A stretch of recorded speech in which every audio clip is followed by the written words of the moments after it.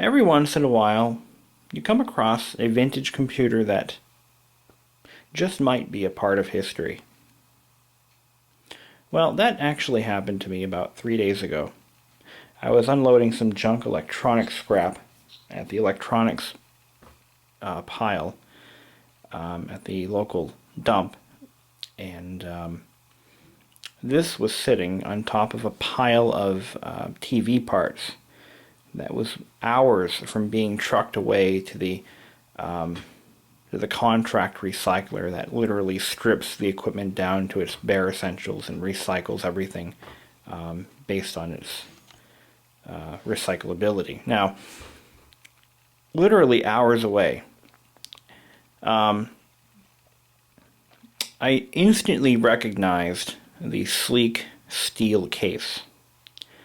But what really caught my eye was this.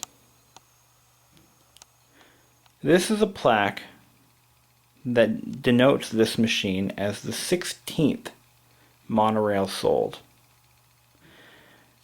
out of the original 30 sold. And it was signed by Doug Johns, not by himself actually, it was a printed plaque. Many of you are aware of the Monorail computer, but many of you are not. So let's talk a little bit about the company and take a step into computing past.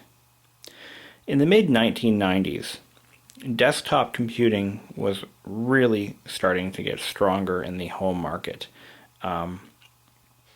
Things like the internet and multimedia computing really helped drive the industry and helped get computers into people's homes or made them more appealing to consumers.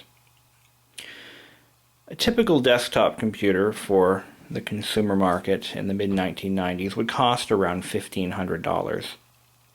And that would typically include some variant of a Pentium. More than likely it would be a Pentium 90 or a Pentium 75. Or a high-end 46 like a DX4 when they were still around. Typically would have around between 8 and 32 megabytes of RAM. Typically between a 500 gig hard drive and maybe a gigabyte,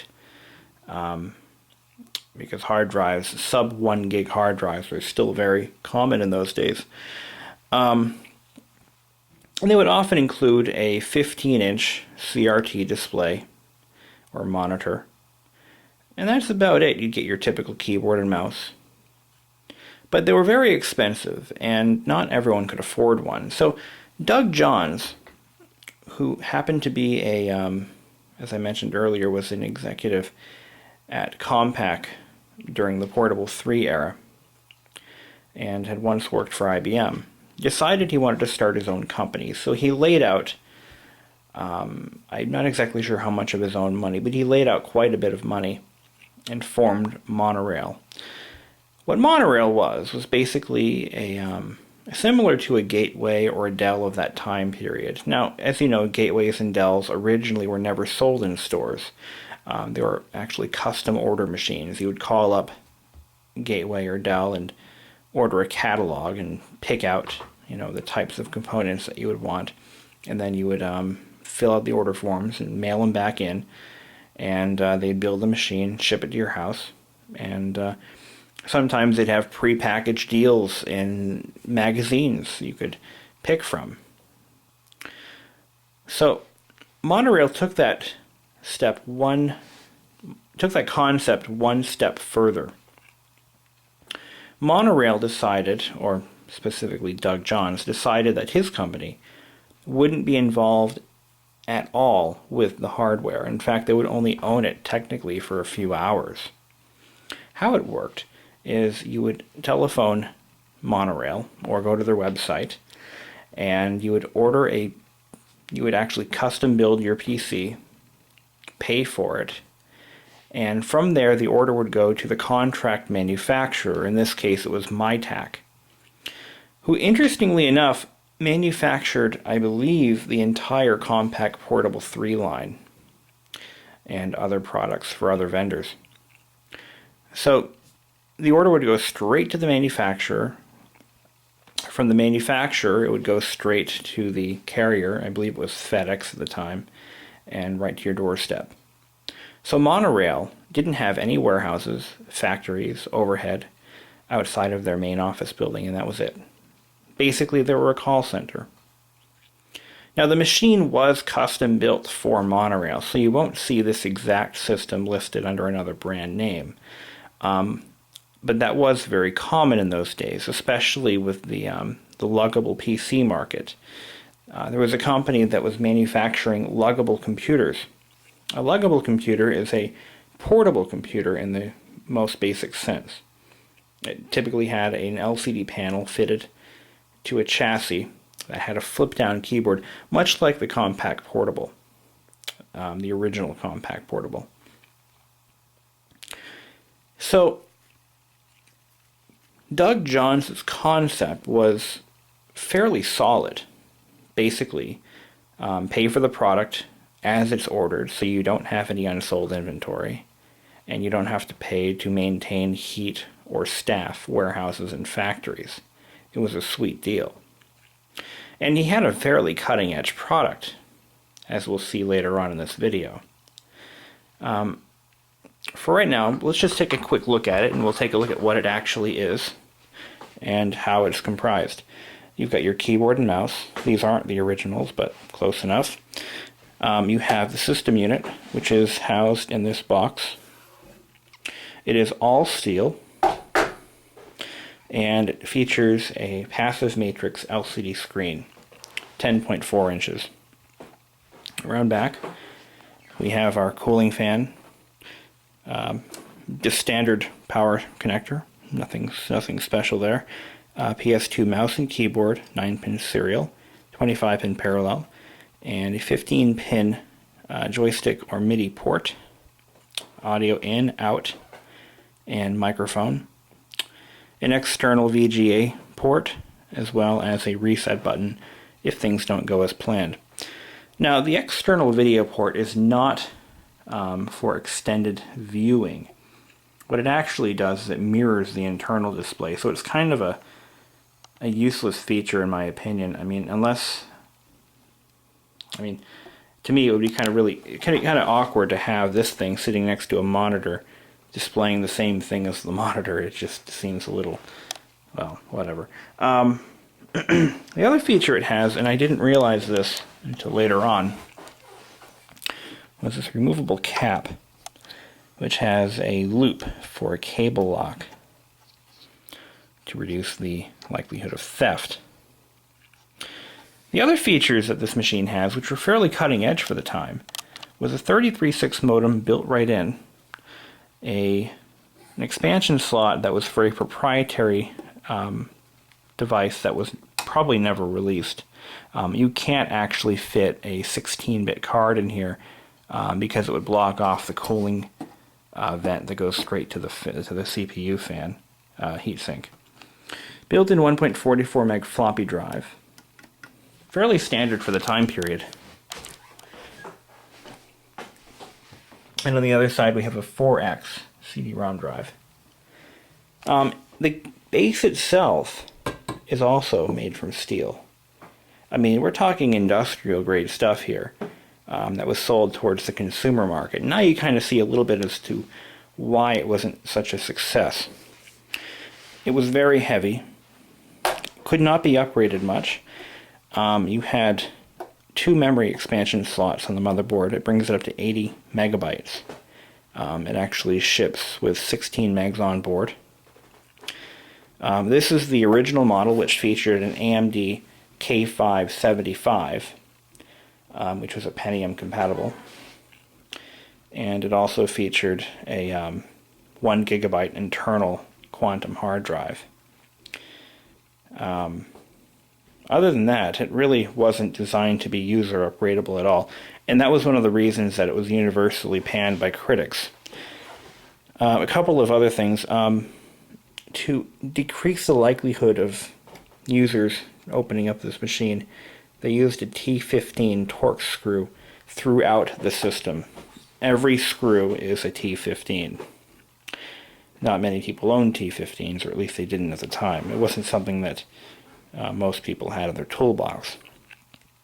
And to make matters worse, if you opened the case, you would be greeted with a warranty void label. There was a label originally attached to this machine. I took it off because I had to do some repair work to it, but the label would void the warranty if cut. At the time, that was almost unheard of. Almost every computer was user serviceable to some extent. So let's go ahead and power it up. I'll mention to you right now that it still runs the factory image. It has never been formatted at all, to my knowledge. And what's even cooler is you can power it up with a single keystroke. So while it's booting up, we'll talk a little bit about what I had to repair on this machine, and later in the video I will show you the footage of those actual repairs. When I got this, it had a busted power connector. It looked like it had been knocked over with the power cord plugged in. And I didn't power it up at that point. I decided to fix it before I tried anything. And turns out it was just a standard Molex connector. I had to take one off a used power supply.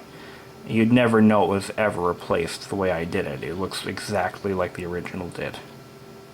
The other thing I had to do was replace the CMOS battery. Now these older machines, they did not usually have the ability of being powered up without going into the BIOS settings if the battery was dead. You'd have to reconfigure the hard drives, and it was quite it was fairly difficult just to get the thing started. So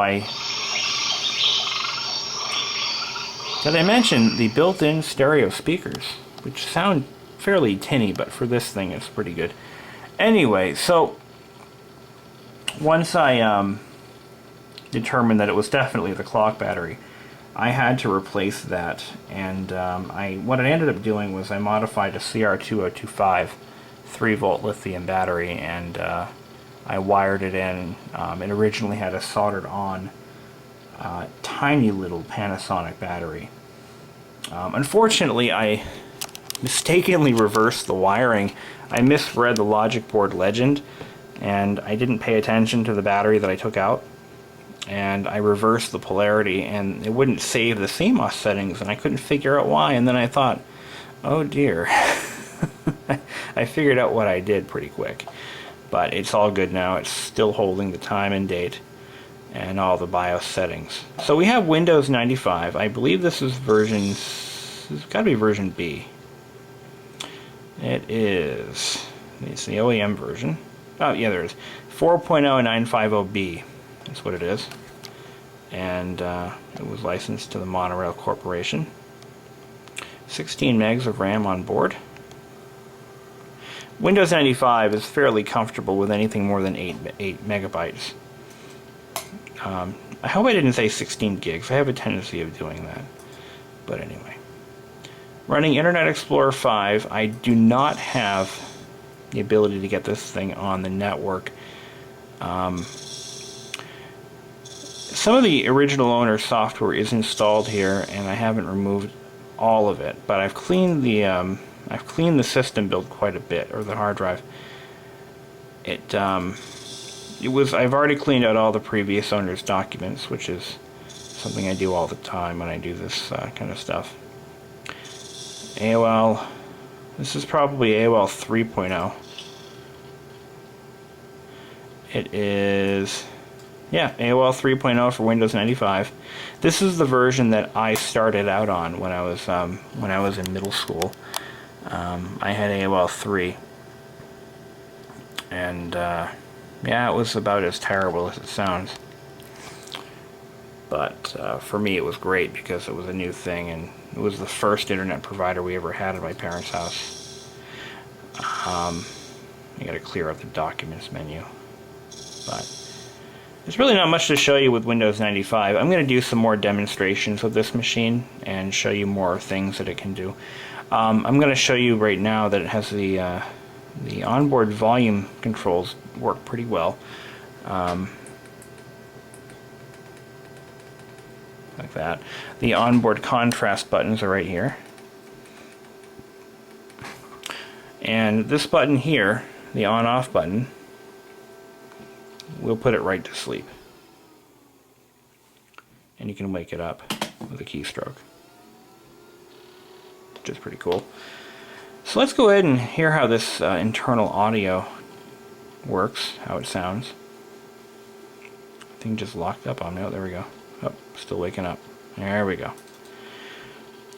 I've been perusing the Windows 95 media library, and there's some neat stuff in there that I forgot was there.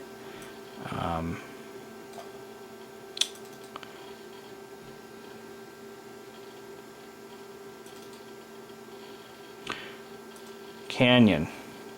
Now this was a MIDI that was originally included with Windows 3.1. It's one of my favorites.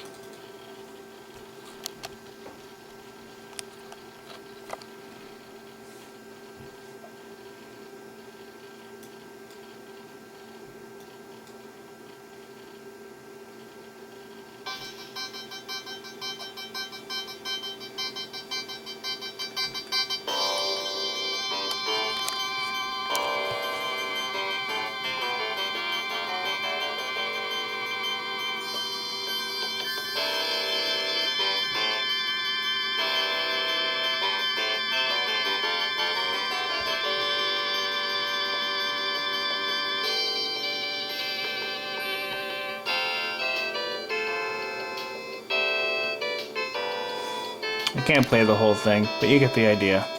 I actually used a program that came with one of my sound cards back in 1998, and I had a it was an Aztec card. I forgot who made the software, but it was, oh, I think it was the Voyatra. It was a MIDI customization tool. You could take any MIDI file and alter the tempo, the instruments, a lot of different things. You could change the volume of each instrument, but you couldn't add anything or remove anything. But I actually completely redid that entire song with different instruments. It was so cool. I wish I still had that today, but I don't, sadly. Well, anyway, that concludes this part of the video, so let's take a look at the internals and some of the repair work that had to be done. Before I close this out, I'm going to show you that this machine has enough video memory for 256 colors, and that is it. Unfortunately, it's maxed out, and you can add more video memory to it, but it requires a special socketed memory chip that I don't have. I used to have a few left over from the old days, but I don't have any. But you can bring it up to 1 megabyte and get at least 16-bit color out of it. And the last thing I'm going to show you is the onboard display. This was one of the reasons that this product actually failed. The onboard display is only a passive matrix with a terrible frame rate and, I'm sorry, dot pitch, and because it's a passive matrix dual scan, like right now I can see the white part of the clouds are like the waves of an ocean. It's just nasty looking. They don't handle shadows and overlapping windows very well. Watch this. So now you've got lines going this way, this way, this way. Anywhere there's a vertical or horizontal line, you've got lines that go straight through the whole screen. And the dividing line is clearly visible because dual scan, or dual scan twisted pneumatic, DSTN, what it does is it controls each section of the display independently. So you can actually have half the display go out completely. It's real fun when that happens. I've had it happen before on other machines. But the color gradients are terrible. Typically these older displays will be darker in the middle and lighter on the outside. This is actually not too bad. But this was absolutely not a selling point for this machine. But after all, it was the very first desktop with a built-in LCD monitor. Apple was not a pioneer in that. In fact, Gateway actually beat them to the punch. Right after the iMac was released, I think around 2001 or 2, they came out with a Gateway Profile, which was the second machine with a built-in flat panel monitor. And around that time period, there were a couple of others that had sprung up out of nowhere. And Apple was not a pioneer in that type of machine. So, sorry, Apple. Monorail was the first. Doug Johns was a visionary, but his execution was somewhat flawed. If he had crammed some slightly better hardware in this machine, I think there would still be a Monorail today, potentially.